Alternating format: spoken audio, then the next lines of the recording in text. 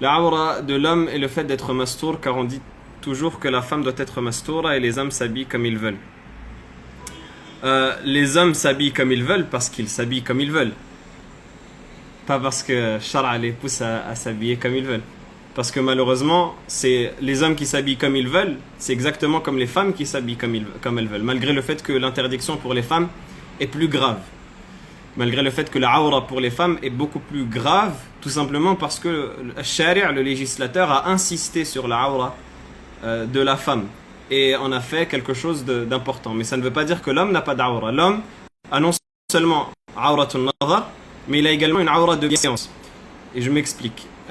On a awratun nadar qui est ce qu'il est strictement interdit de montrer à des étrangers qui s'étend du nombril au genou. Ça, c'est strictement interdit de le montrer, peu importe la situation, peu importe avec qui, sauf avec son épouse. Mais en dehors de l'épouse, tout ce qui est entre le nombril et les genoux, il est strictement interdit de le montrer. Ça, c'est awratun nadar. Et on a derrière la awra de bienséance. Qu'est-ce que ça signifie? Ça signifie ce avec quoi la personne va garder son intégrité. Ce qui va garantir sa muru'a. Et ça, c'est le fait de couvrir le corps, l'essentiel du corps, sauf par exemple les avant-bras, le bas des jambes, toutes ces parties qu'il est légitime urfan dans l'usage de montrer.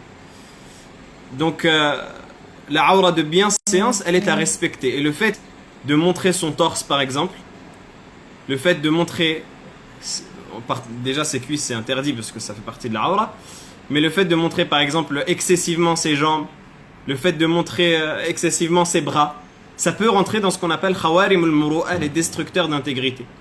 Parce que ça rentre dans une chose qui n'est pas acceptée dans l'usage. Surtout lorsque la société dans laquelle on est, qui est la plupart des sociétés elles sont comme ça, ce n'est pas accepté qu'un homme se batte torse nu.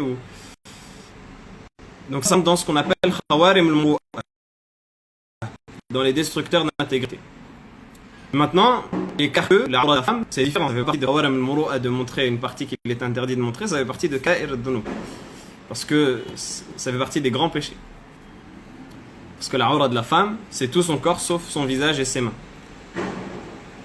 Maintenant, dans la aura de la femme, il y a ce qui va être allégé au niveau de la prière, ce qu'on appelle aura mukhaffafa au niveau de la prière. Mais dans awratun nadar, par rapport à des étrangers, c'est tout son corps et ses mains. Et l'ahnaf on dit sauf ses pieds, mais ça c'est encore un sujet de divergence. Mais même si on exclut les pieds, ça donne le visage, les mains, les pieds. Et autre que ça, il n'y a aucune divergence. En tout cas, c'est une bonne thématique parce que c'est vrai qu'on a tendance à mettre l'accent sur la aura des femmes et on en oublie la aura des hommes. Alors que les hommes ont également une aura à respecter, que ce soit au niveau, comme on a dit, de nadar, et ça rentre dans le tahrim, ça rentre dans l'interdiction, le fait de montrer quelque chose en dessous du nombril et au-dessus du genou. Les genoux et le nombril ne sont pas compris, ne sont pas inclus chez le Maliki du moins. Et ça rentre dans l'interdiction. Et pour le reste, ça rentre dans le muru'a, dans l'intégrité.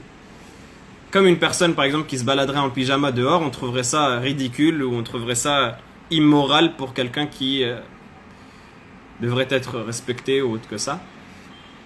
C'est ce qu'on appelle muru'a.